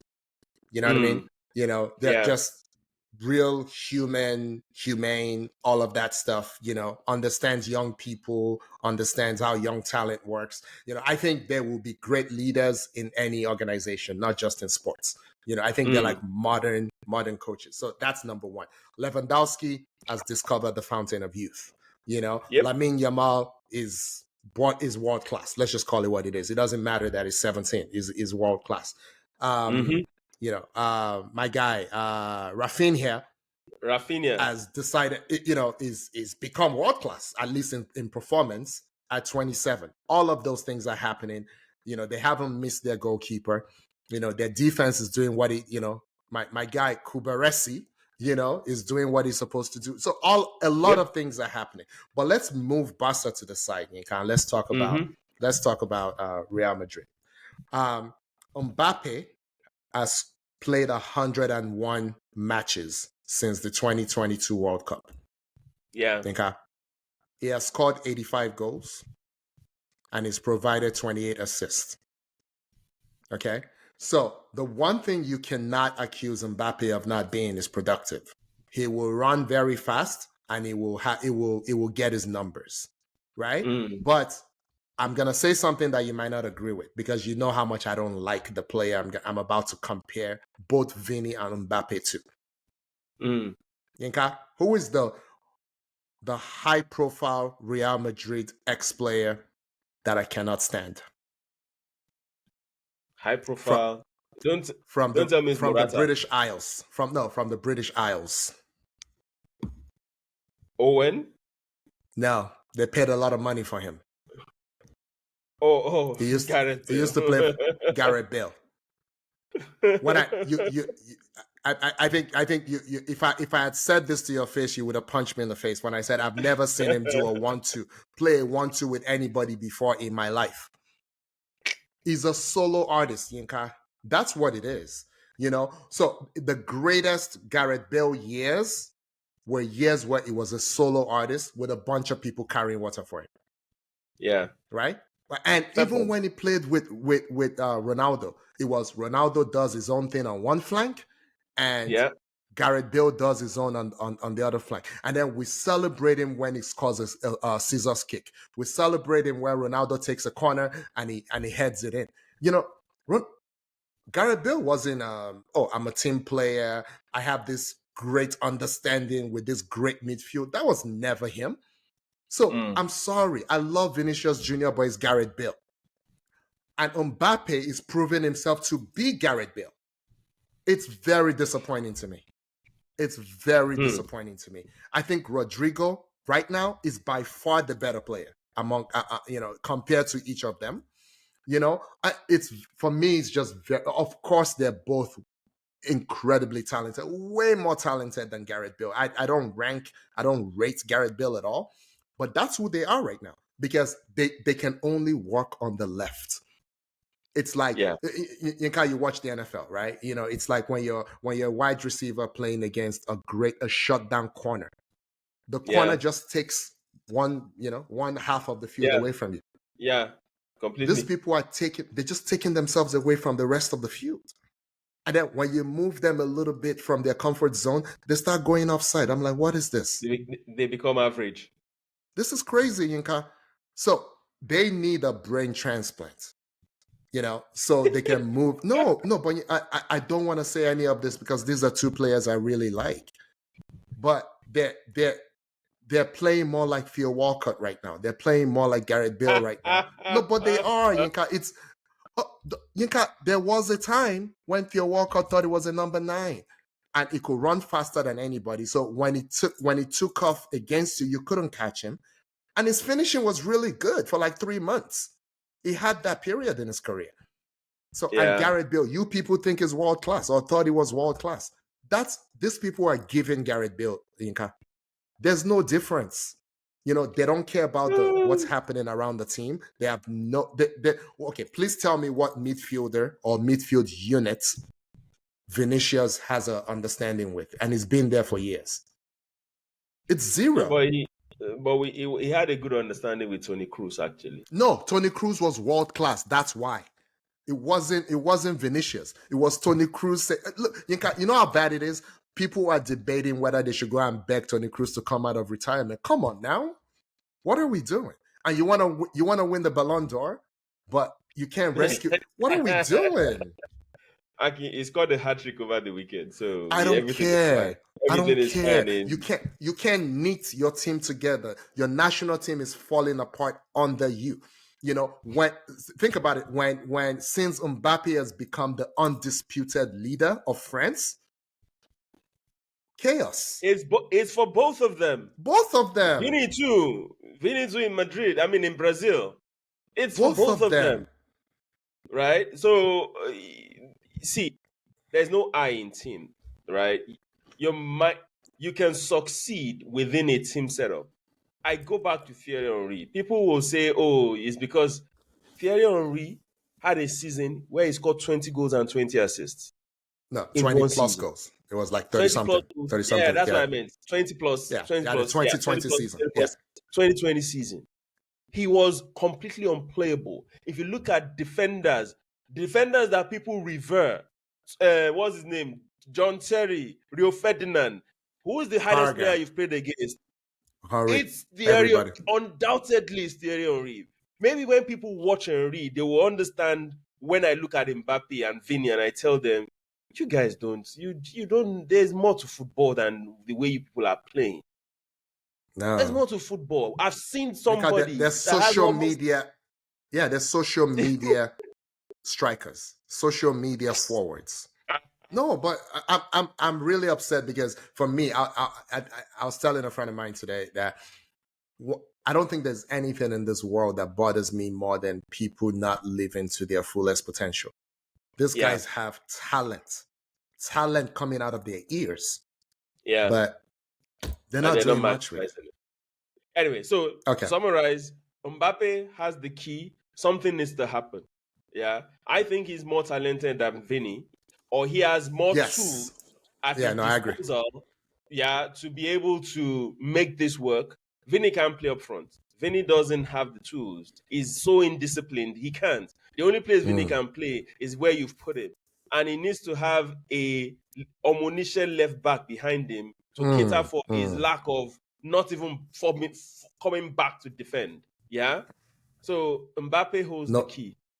No tactical awareness. No tactical awareness for Vini. None. I think Vini is worse actually because just the. Of course he is. So Vini is very what's the word is very feast or famine. You know what I mean? Yeah. He has excellent games and he has the worst games, and he does it for both club and country. And then when he's having those bad games, he starts kicking people and diving, and Mbappe doesn't do any of that. Starts playing victim. Anyway. Yeah. Okay. Let's proceed. Yes, sir. Let's in Manchester City lost 4 games in a row for the first time since 2006. They were not good in 2006, by the way. What's his name? Robinho came in as their first Galactico in 2008, right? Yeah. They got money in the summer of 2008, and then they got Robinho, who thought he was signing for Manchester United, and then showed up and he was like, oh, these people wear blue. I thought it was red. And for the first time in Pep's illustrious career, he's lost 4 in a row. Although Pep was quick, they put a microphone in his face. They asked him about it. He was quick to remind them, we've only lost 2 in a row in the league. Everybody calm down. But they've lost 4 in a row in all competitions. Pep's take was maybe it's time for someone else to win. And that he's just sad because he wants someone to come take it from them at full strength. And right now, they're not at full strength. And it's sad because, they don't have the horses, they don't have the players, and this team may slip away from their grip and they're not at full strength. So Pep is crying. What's your take? So this is what almost every other team has suffered for in the past, that people have discounted and said, nah, it doesn't matter, right? But now that City is facing the same thing, now it's a thing. Remember the beginning of last season when I told you Liverpool they had a back four of teenagers and they were still third in the league. They did. And they've been battling with injuries, Same thing with Arsenal. Same thing with even Spurs. Same thing with even United. United, all of a sudden, Garnacho and Mino became squad players. Why? Yeah. It's because the team was injured. But everybody seems to think, nah, you guys are not good enough. Now City is facing the same old thing. Now they have a defender that I don't want to mention his name playing, right? And then all of a sudden, people now believe, oh, yeah, it's now a thing. Get out of here, everybody. Get out of here, everybody. See, this is what happens. And a slightly, lesser version is happening to Arsenal also. You have injured players and players that are out of form at the same time. There's no way you can cope. It's not possible. It is not. That's what City is going through. In the past, City, because of the large squad size and quality, when few players are injured, they could manage. But now when you have more players injured, more players off form, Foden has not done anything this season. KDB is injured. He comes in. By the time he plays himself into form, he's injured again. So you can't really see the best of KDB. And this is what has been happening to Arsenal and Liverpool and Spurs and the rest of them because they don't have a big squad size like City. Now all of a sudden, everybody wants to say, oh, Pep, come on. So that's my take. I'm not concerned. City will be fine. They will still challenge Liverpool, right? Liverpool, like you pointed out last week, the fixture, the first 11 games of the season. Oh yeah. The two toughest games they've had is away to United and away to Arsenal. Yeah, that's it. That is it. So, but if you look at Arsenal has had stupidly ridiculous games. Ridiculous games.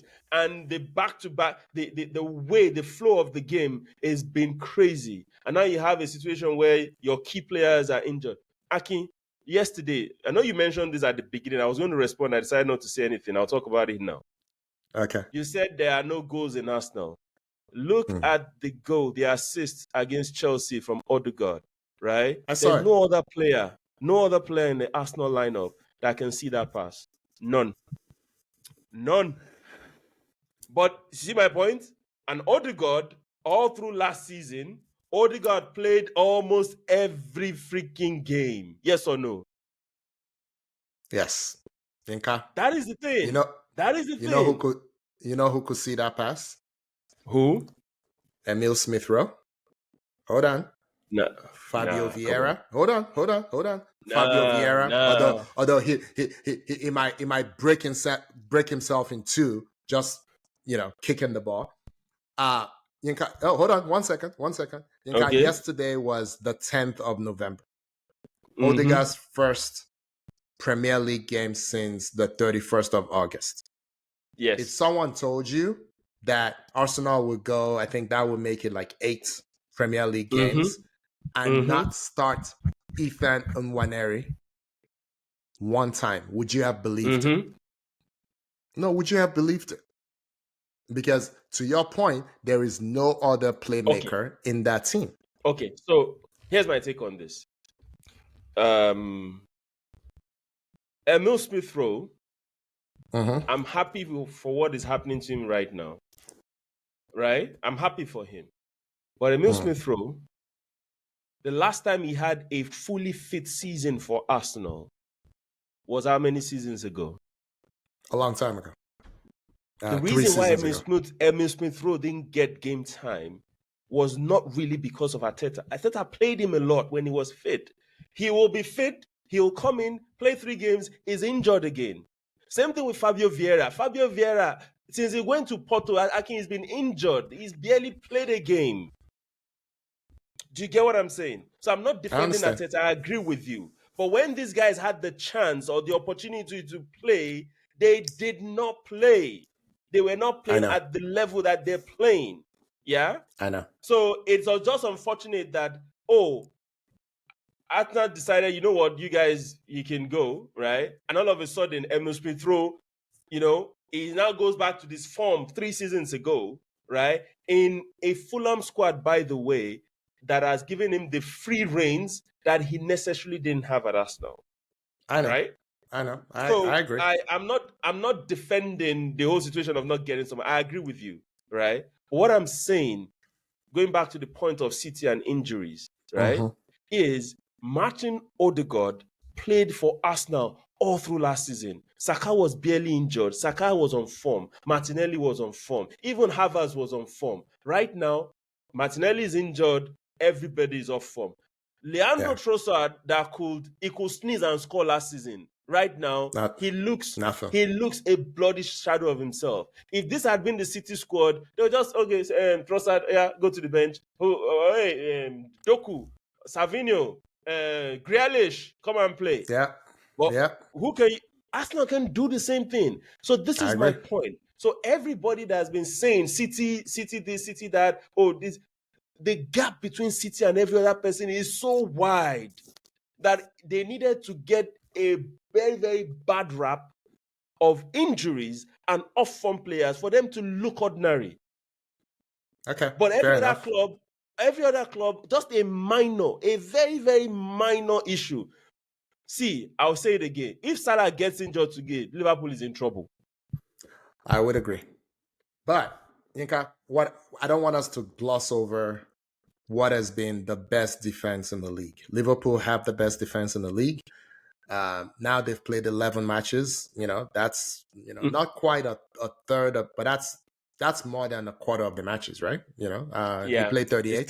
38 games, yeah. Konate is so good now. The commentators, it was John Champion and Lee Dixon on our commentary. And he was saying something that, I think he said something like, how did he put it? Almost like it doesn't even matter who is his center-back mate anymore. And I'm like, his center-back mate is like the guy who was the undisputed best center-back in the league for years. That's how good Konate is right now. In my opinion, it's Konate versus Saliba. And those two should be starting for France. Honestly, this is the most unbiased I can tell you. I'm not sure Saliba is better than Konate right now. I'm not sure. So that's how good Konate is. Go on. Let me flip this again. So once again, recency bias, right? Okay, that's fair.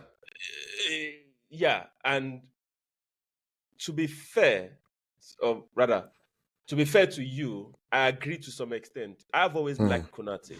Konate is way better than Upamecano. Way, way, way better than Upamecano. And you know this. I've said this 1,000,001 times, right? Yeah. But Liverpool is enjoying, they are benefiting from a couple of things. And I'll give credit to Slot here. All Slot needed to do was just turn down Klopp's aggressiveness just a bit and say, guys, we don't need to go haywire for 90 minutes. Let's pick when we go haywire. Yeah. Look at the equalizer for Liverpool against Arsenal. Yeah. It was a counter-attack, right? And I think there's that message that once you are on a counter, because we have pace up front, guys just take off. In the past, Klopp, every time they are taking off, whether they're just running out. But right now, I think Slot has kind of turned down the dial a bit to say, guys, we need to know when we turn on the burners, right? Look at the Villa game. They could have scored 5 goals based on Villa's corners. When Villa has a corner kick and the whole Villa backline is jogging backwards like unfit players, the whole Liverpool front line is like there's a sprint and they're in contention of who will take the gold medal. Everybody takes off. Pooh! Aki, You know, when we're watching the game, we were chatting. I was like, can you imagine from a corner kick to a goal? They More said than if a dog once. bites, if a dog bites you the first time, the dog is mad. If the same dog bites you the second time, you are the crazy one. Villa had like 5 instances in that game of the same thing that almost led to goals. But Yinka, that's why Arsenal fired Unai Emery. This is Emery ball. This is what he does. He doesn't believe in a double pivot. He barely believes in a single pivot. Yinka, who did I tell you was my favorite CDM in the EPL?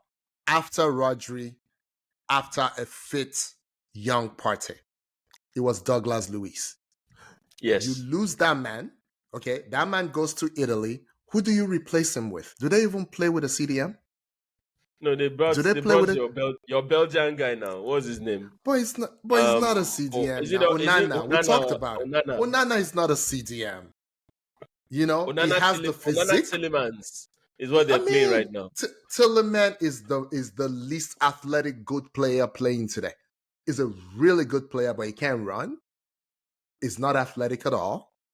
You know what I mean? And Onana has the physical attributes, but Onana is not a CDM. It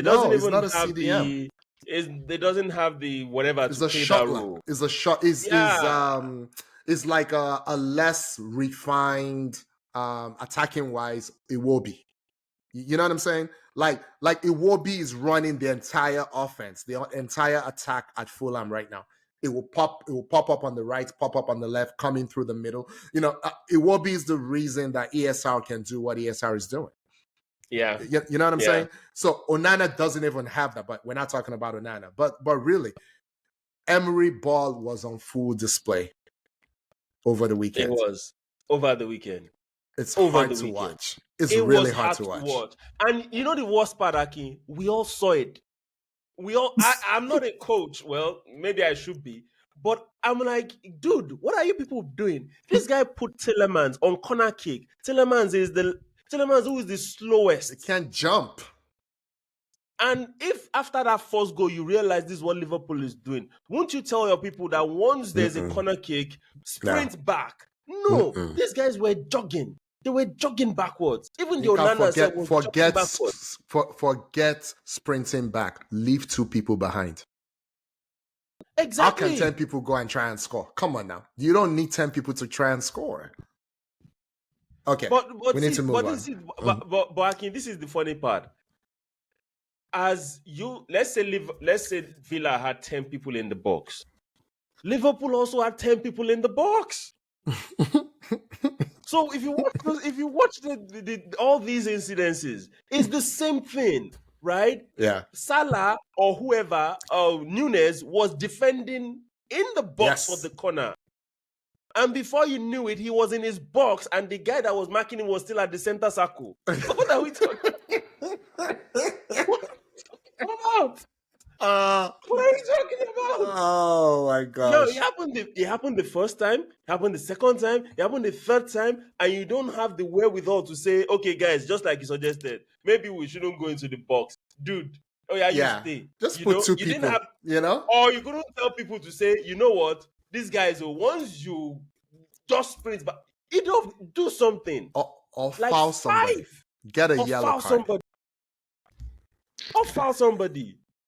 Okay. Anyway, so going back to wrap up the City case, okay, City, am I concerned? I'm not really, right? Okay. They will come back to form. They will get their players back, right? And they will play themselves into form. Are they going to challenge Liverpool for the Premiership? Yes, they will.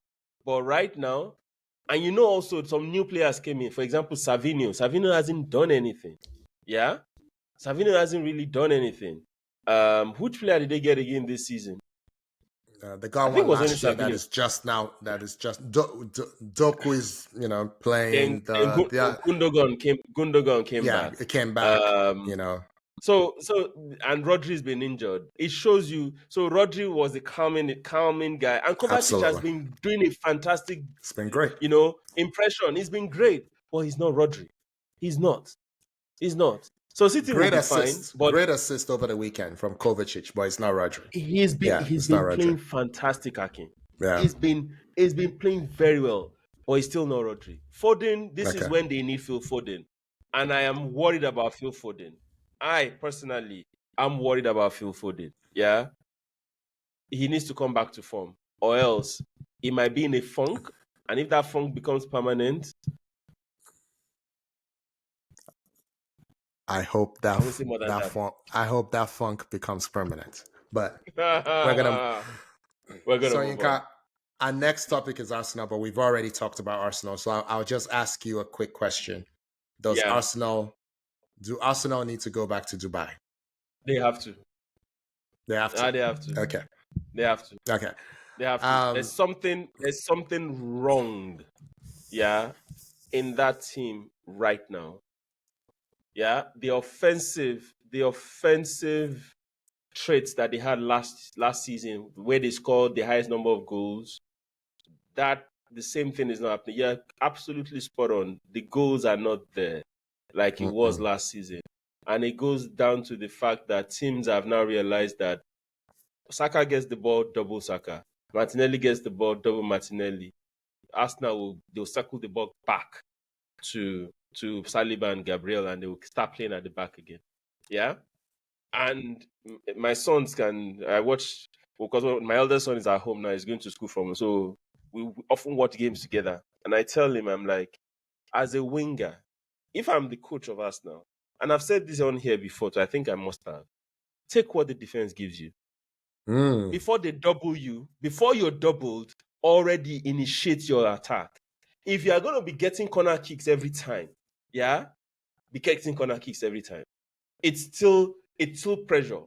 But not every time you take the ball back, give the ball back to your defenders. No. Now, the teams have realized, watch the Chelsea game over the weekend, Aki.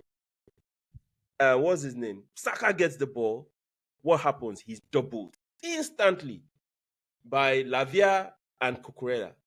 On the other side, Martinelli gets the ball, is doubled instantly by Gusto and Caicedo. Instantly. And what happens? They turn back, they pass back to Partey or to Gabriel. Arsenal something needs to be tweaked, right? But having said that, I will say this. They look better against Chelsea and Inter Milan than they looked in the past 4 or 5 games. Yeah. I won't lie to you. They look way better. Yeah. At least they had chances. They created something. Yeah. And I believe Merino and Odegaard will be a better partnership right now in front of whoever is playing defensive midfield than Rice playing up front with them. I like it's getting to a point where you need to start alternating. Depending on who you're playing, you need to start alternating between Partey and Rice in defensive midfield. Okay. Yeah. All right. That's my take. Thank you for your thoughts. Here are mine.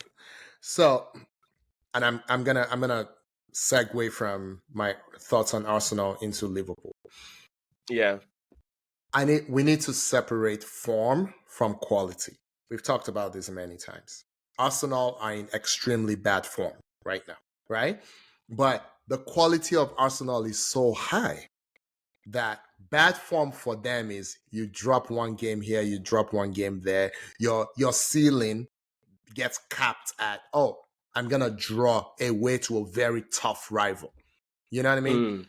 Bad Arsenal a few years ago, their ceiling or whatever it was, I'm going to lose 1-5 away to a very tough rival. Now, the team is so disciplined. The team has so much quality that, a bad loss is you show up, you play your worst game in a hostile environment at Newcastle, you lose 1-0. You look terrible, you look impotent, but it's only 1-0, right? So for me, that's the quality. I believe, you can say I'm crazy, Arsenal have a better team than Liverpool this season. Arsenal have a better team, in my opinion, not a deeper team, but better team right now than City, especially a City without Rodri. I told you the goalkeeper will always be better at Man City. He's better than the Arsenal goalkeeper. Not a problem. Yeah. The City defense, I don't rate them. I don't rate them at all. City midfield, Gundogan doesn't start for Arsenal. I'm sorry. It's not a 90-minute player anymore. KDB hasn't played in 10 games or whatever it is. When he plays, they don't lose. When he plays and is fit, they don't lose. But he doesn't play. And now I think we can now, we're scared to say it, but Odegaard is now a better player than KDB. He wasn't 3 years ago. He wasn't 2 years ago. He is right now. Because if he's not better now than a half-fit KDB, how can he be world-class? So he's now a better player. And then up front, obviously, nobody's better than Haaland. Yeah. Nobody's. So for me, and when was the last time City beat Arsenal? They haven't beat Arsenal in 2 years. Yeah. So City is not better than Arsenal. What they are is more experienced. What they are is deeper. They are exactly. That is what they are. Yeah. Take out that first 11. Arsenal's B team is so inferior to City's B team. It's just too inferior to City's B team. Yeah. That's where the problem is. What they are is they have a better coach. They have a better coach. And it may be a significantly better coach. So that's my take on Arsenal, right? I think Arsenal are still going to finish ahead of City. Everyone thinks that would mean, I do. No, because again, they're 4 points behind City today? Right? 23 to 19. I think, 20. So Liverpool is 28. Okay, so this is my prediction, Yinka. City, the last 3 or 4 years, City have had more points in the second half of the season than they have in the first half. So I sound crazy saying what I'm about to say, but Arsenal are about to go on a run the way City used to go on a run. I think the better team will win out. I think the Rodri thing is really going to affect City. And I don't believe in Liverpool as a title contender. So I don't think Liverpool is going to win the league. I think it comes down to City or Arsenal. And Arsenal are the better team. I'm sorry. Arsenal are the better team. So what you're still saying, in summary, is you're still sticking with your pick of Arsenal winning the league. But Yinka, it's a level. See, okay, this is the problem. I blame. No, just answer yes or no. Yes. But let me tell you why. Yinka, there was a time when 79 points used to win the league. 82 points used to win the league. This is all Pep's fault. Now you're chasing immortality in every game. You're chasing, perfection in every game. Those are the standards now. But you know who can meet up? You know who can live up to those standards anymore? City and Pep. They don't have it in them right now. They do not have it in them. They're getting beat in places where they never got beat. And they're not better than Arsenal. They haven't beaten Arsenal in 2 years. They haven't, Yinka. They cannot beat this Arsenal team when it matters. But Arsenal, to start this season, through a combination of a lot of things, injury, off-form players, refereeing issues, right? I think they have dug themselves a hole too deep to recover from. So take Arsenal. And this is me, my brain saying this, not my heart. If they turn around and they go on a 20-game winning streak and they win the league, I will tell you, ignore everything that I said. Do you understand? Right? But let me tell you how easy this is. Let's do Liverpool first. Right? Without looking at their fixture list. All I know is they've had it easy, and their second half is not going to be as easy. They're about to go into a month of not easy games in the Champions League. I think they're going to Real Madrid at least once in the Champions League. Okay. So I can quickly reel out their fixtures for you. Okay. When they're back from the international break, they have an easy one. They away to Southampton. Then I think you and I mentioned this. In the space of 1 week, they are home to Madrid, home to City, away to Liverpool, away to Newcastle. Sorry. Yeah. Then they play Everton, which is a derby. Anything can happen. Yeah. So what I'm saying is, if you look at their fixtures, even as you go through the season, it is only that patch, that 1 week that I mentioned right now, that they have that, that stock of games that are, that are difficult to navigate. All through, if you go through the rest of the games they have during the season, Akin, the big games are, they are here and there. It's not as if they have all big games stacked together, But unlike it's the not one just that the Arsenal have. it's not just the big games, Yinka. So again, Yinka, let me do the math of this for you. You think 9 points is a lot? I don't think 9 points is a lot. And this is what I mean. I think about how we got to the 9 points difference, right? How we got to the 9 point difference is, 2 points dropped in the last 30 seconds against City. Okay. Yeah. You close that up, that's 7. Right. And this is just as between Liverpool and Arsenal. I'm not as between City and Arsenal. Yeah. The loss is a loss. I'm not gonna do that. Arsenal lost the 2 games. I'm not gonna do that. But the referee against Brighton, in my opinion, that's another 2 points. So you take the 9. Now we're at 5. The draw at home to Liverpool, that's legitimate. That's not the referee. That's a great player against. That's a good game. Again, it's a good game. I don't have a problem. It is what it is. Right? Yeah. But then you overlay all that with the injuries, the loss of form, just the constant barrage of stuff going on. So here's the thing. Arsenal need to go to Anfield and win. If they win, the 9 points become 6. Liverpool will drop 2 games. That Arsenal will win their own fixtures. So now, that's 9 points. That's good. That's where it is. The way the team is playing right now. Yeah. Right. I want to believe that Saka and Rice's injuries is Arteta saying you guys ain't playing a game over the next 2 weeks. 1,000%. 1,000%. I don't think it's as. And fingers crossed we can see how this goes. 1,000. I mean, Yinka, for the first time ever, Arteta was happy to talk about injuries. Come on now. He actually said the injury is very bad. He said the injury. I'm like, really?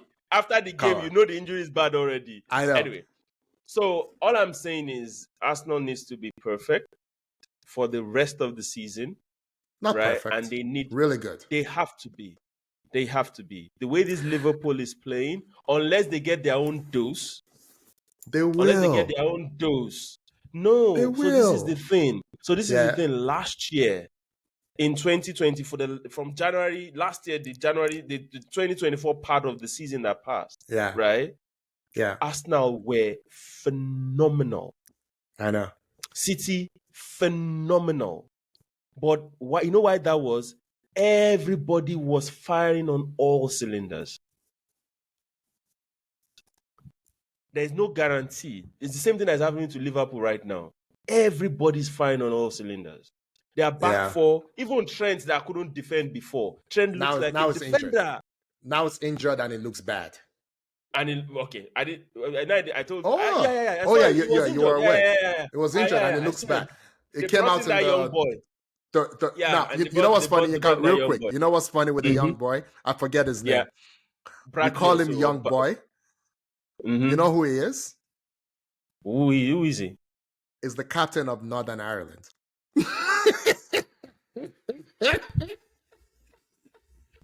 You see what I'm saying now? In the Premier League is a young boy. Yeah. You know what I mean? Yeah. But Akin, that's what I'm saying. And I just think this season, I think it's better this way, right? Because don't even write off Chelsea in this whole equation. Written off. Move on.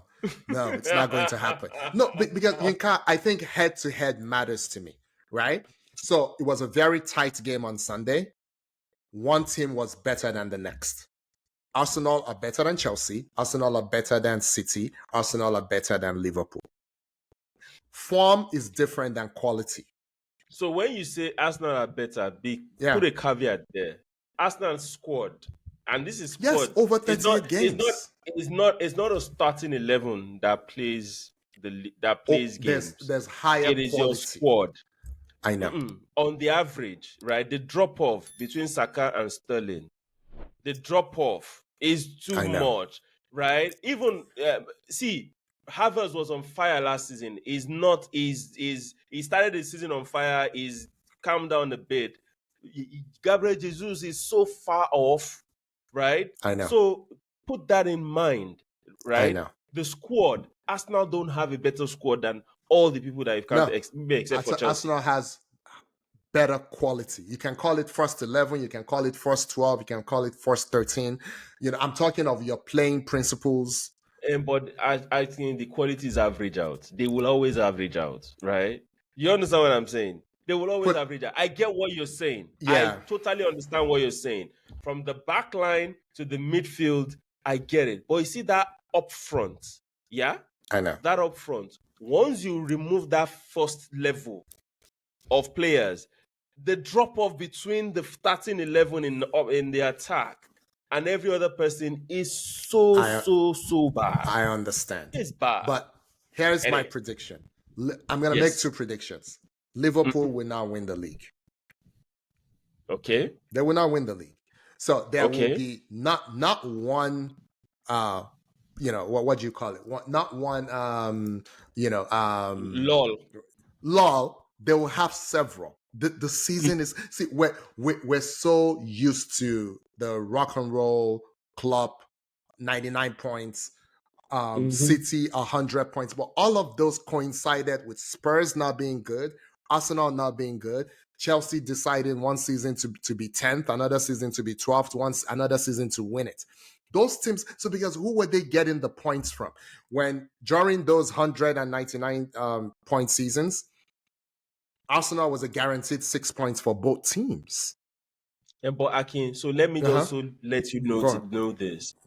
The whole quality of all the teams in the EPL has increased. Ipswich beat Spurs. As bad as Spurs is, Ipswich beat them over the weekend. The gap between third, let me confirm this. I'm not saying this off. Yeah, no, the gap it's 5 points. Between third and 13 is 4 points. Yes, which is why I'm telling you, over the course of 38 games, Water will find his level. Because we've seen this before. So all these things you're telling me, right? You know who has gone through them? You know who has gone through them? City. You know who has gone through them? Arsenal. You know who hasn't? Arne Slot. You know what I mean? If this same Liverpool, they don't have new players this season. This same Liverpool fell off last year. I told all of you, at the beginning of the season when Liverpool was... They have Gravenberch. Yeah. And for me, he's been, apart from Salah, he's been Liverpool's best player. Yeah, he's good. Okay. No. That's fine. Don't do that. Don't do that. Don't say he's good. Yeah, it's fine. In the league this season, right? The first 11 games, if you are picking top 11 players this season, not based on he's on that list. Okay, and then when Liverpool played Arsenal, was he superior to the Arsenal midfield? Let's be real. No, but he still had a good game. I know, but he wasn't superior. That's my point. There's levels to this. But he had a Salah good game. was superior to everybody. You see what I'm saying? Salah was superior to everybody. But he had a good game, right? And it wasn't as if the Arsenal midfield against Liverpool, that match, it wasn't as if the Arsenal midfield was dominant. Makeshift midfield, Yinka. Makeshift midfield. You see what I'm saying? So again, my thing is, it's Salah all the way here, and there's nobody even here for Liverpool. Everybody else is here. Look, you're not a betting man, so I wouldn't say let's put money on it. But I'm telling you right now, right? If Liverpool wins the league, I'm gonna get you one of these Mamelodi Sundown jerseys or something from South Africa. Because I just think they won't. I think they won't, and I think this will be a 2-horse race. With 10 games to go, it will be Arsenal versus Man City. And I just think Versus City. Arsenal are better than Man City. I really do. The injuries will come. Haaland will have his injuries. He has one every season. Salah will have his injuries. He has one every season. You want to talk about Bukayo Saka's deputy? Who is Salah's deputy, Inka? Who is he? They'll play Nunes on the right. They'll play sorry, Luis Diaz. Diaz on the right. But Nunes should have had a hat trick. Cody Gakpo on the left. Gakpo is a nice player who doesn't really fit anywhere. What is his best position? What does he do? But he's putting the ball at the back of the net. But he's a squad player. He's having a better season right now than Martinelli, Trossard, Sterling combined. But do you know what Martinelli does that Gakpo could not even dream of doing? It's the intangibles. That's why Arsenal is hard to play against, because sometimes you don't know whether Martinelli is a winger or a defender, because it defends like a demon. Same thing with you saw Neto. But I get what you're saying. Yeah. But there are so many ifs in there. Yeah. That's all I'm saying. It's too not many ifs, for me. It's what is going to happen. I'm telling you, it's going to happen. For me. It's only 11 games. Arsenal went all through last season. I know. It's like the roles have changed. I'm the one that keeps telling you the season is too We never used to do this, Yinka. After 11 games, we never used to say the league is done. It's crazy. No. So, in the past, what I will say that is, when I tell you it's young, is the games or the way the team is playing, right, kind of portends what will happen. Do you understand? That's fair. I'm looking at the current Arsenal squad and I'm like, there's been too many chopping and changing to some extent that is affecting the way you're playing. On Liverpool's side, it's like they've went through that bad spell of injuries and chopping and changing. Right now, everything is going on well for them. It's like, for now, things are lining up for them. For now. That's why I said, that's why I said there's so many ifs. I'm not saying it's not going to be a 3-horse race. Yeah. I believe it will still be a 3-horse race. I still think City will win it. I think City will win it. Yeah. I think City will. And I think Arsenal will be in top 4. That's the best I can give you. I don't think Arsenal will win this league. I feel insulted that you're even saying top 4, because the Arsenal I saw at the home of Chelsea, short-staffed, injured, all of that. Yeah. No, I think Arsenal will be fine. Everybody needs to calm down. But Yinka, we're moving on. Are you ready to crown Liverpool EPL champs right now? I think we've covered that already. Nah, I'm not ready to crown them. I'm not ready to crown them. I just wanted to hear you say it, because if they're not EPL champs, if you're 9 points ahead and you're not EPL champs, what good are you? But they are not 9 points ahead, Aki. They are 5 points ahead. They're 9 points ahead of the eventual champions. Nobody cares about City. 5 points is nothing for City. That's all I'm saying. For me, 5 points is nothing for City. Right? That's all I'm saying. Yeah. I remember the World Cup 2 years ago when City were 8 points behind Arsenal. You did not think Arsenal was going to win. I did not think Arsenal was going to win. Yes. We thought the 8 points was nothing. We thought it was nothing. We thought it had to be 18. It had to be 18, not 8. It has to be 18. It has to be 18. So this is the flip. City is the team. I don't believe in this Liverpool team. I do not believe in them. They have to do it.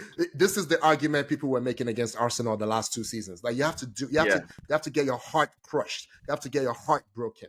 You have to go to Ipswich on a Tuesday night, as they say, and have people kick the living daylight out of you and not lose more than 3 players to injuries, and then bounce back on a Friday night and do it again. You have to do that. It's still City. It's still City's league to lose. That's all I'm saying. All right, we'll move on. That's all I'm saying. We'll move on. Last big topic, Bayern. Yeah. Yes, sir. Are you ready to crown them? Are Leverkusen done? Are RB Leipzig, are they pretenders? Dortmund, haven't been a serious contender in, I don't know, a decade. They lost again. They lost again over the weekend. I so if you look at the table right now, Bayern is top with 5 points ahead of Leipzig, right? Leverkusen are 9 points behind Bayern. Dortmund is 10 points behind Bayern. I know it's only 10 games, but the way the games are going and with what Bayern have, I'd rather Bayern probably concentrate on the Champions League now I would agree. and, maybe play the weaker team for this because the competition seems, they're not. Bayern has not lost any game in the Bundesliga this season. They haven't. Yeah. They are 2 draws and 8 wins. Yeah. So they might not. I don't want to crown them yet. But if I were a company, what I would do is play my A team in the Champions League, yeah, and play my B team in the Bundesliga. That's what I would do. That's what I would do, at least for the foreseeable future. So you know what? Do you know what I'm looking at right now? What are you I'm looking at our notes. Our notes when we made our predictions. Yeah. So why you had Bayern, Leverkusen, RB Leipzig, and Dortmund. Yes. And this idiot went Bayern, Leverkusen, Dortmund, and Stuttgart.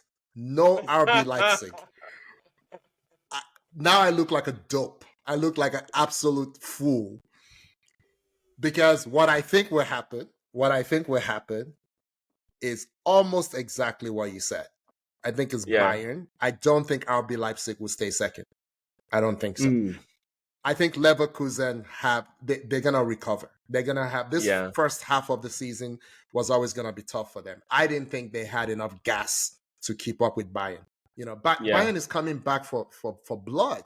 You know what I mean? This is their inheritance. Yeah. They're not about to give it away. So I think your top 4 is going to be the final top 4. I think it's going to be Bayern. No, it's going to be Bayern, Leverkusen, because I don't think RB Leipzig is as complete a team as Leverkusen are. So again, it's quality over form for me. Form evens out over 38 games. Quality doesn't. Quality for me is consistent. So, and I think Dortmund, in spite of themselves, will finish top 4. They shouldn't, but they will, because they just have too much talent. And they're not that far off actually. So they're 5 points behind Leipzig in second. So they should be fine. They should be fine. But your wild card is the Stuttgart. What were you thinking? I was, because I'm an idiot. I don't know what to tell you. I don't know what I was thinking. It's the coach. I fell in love with the coach. Because I think they have a terrific coach. But this, trying to be too cute, I don't know. Meanwhile, before we wrap up, let's quickly talk about Syria, right? Syria is turning out to be the league to watch out for. Yes. You know why? Because there's 2 points between first and sixth. Yeah. 2 points between first and sixth. Everybody all of a sudden is just on fire, the top 6. Napoli started off, but they've cooled down a bit. They drew over the weekend to Inter. Inter should have won. What's his name? The Turkish guy lost the penalty. What's his name again? Chananoglu. He scored a penalty against Arsenal, and that was his 19th straight that he hadn't lost a penalty. Yeah. And then he hit the post against Napoli. So game ended 1-1. Atlanta won. So right now the table just looks juicy. I'm telling you, right? Milan unfortunately has fallen away. They're 6 points behind Juve. Juve is in 6th, and Juve is just 2 points behind Napoli. That's crazy. Fingers crossed. That's a proper league. That's what it should look like. Yinka, Ademola Lookman scored another beauty in the Champions League. Yes.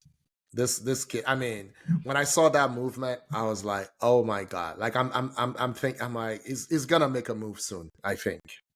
I think it's maybe even as soon as January. Because he's playing he's in the form of his life right now. Maybe not January, but I think it's gonna move. So is he not in the final year of his contract? I don't know what his contract looks like. I can double check later. So Nigeria, the weekend, this next 2 weeks is internationals. I might go to Uyo to go watch Super Eagles. I might. Must be nice. I might. You can join me. I will not be going to Rio. I'm actually going. I'm going to New York Wednesday to Friday this week. Wednesday to Friday next week. So I will not be going to Rio, but that's okay. Yeah, enjoy. Yeah. So I might. I'm not sure yet. Okay. Because it's a Monday game, so I need to look at what my calendar from a work standpoint looks like. Yeah, and it's not. It Get can't. us some It can't content. it can't be a day trip. It will be I go on Monday, come back on Tuesday. Yeah. But we'll see how Get it goes. Ademola Lookman to come on our podcast. Fingers crossed. Yes, we're Fingers almost crossed. 6 months removed from our Peter Rufai interview. It's time for another one. Yeah, it's time for another one. Anyway, we'll see. We'll make it. We'll see how we can make that work. Okay. See how we can make that work. Yinka, do we have a donkey of the week? I'll just crown him fast. I don't need to waste my time. David Coote. David Coote is my donkey of the week. Oh my goodness. I mean, see, Akin, you know my job. I am an accountant, I'm an auditor, right? And we say there's a saying we have as an accountant, you don't only have to be independent, you need to be seen to be independent, right? That is stupid of a ref. For you to somebody puts a camera in front of you and you're saying that nonsense. It is either you're arrogant or you don't know what you're doing. Either way, you are the donkey of the week. It's as simple as that. Either way, you're donkey of the week. And fingers crossed, people, I think more's coming. More's coming. We're beginning to pull the thread with these refs.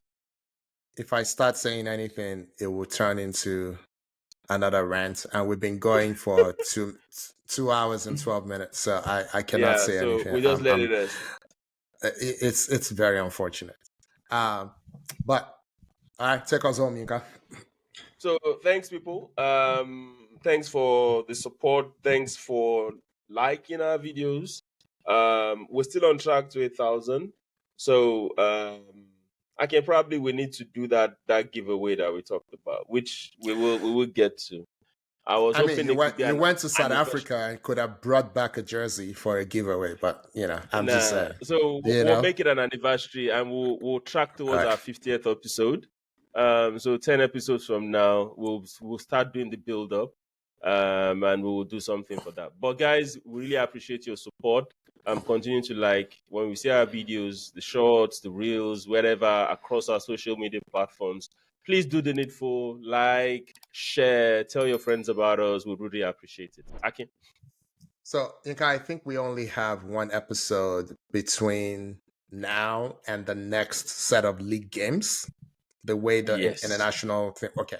So, I haven't talked to you about this, but I think that episode should not be about sports.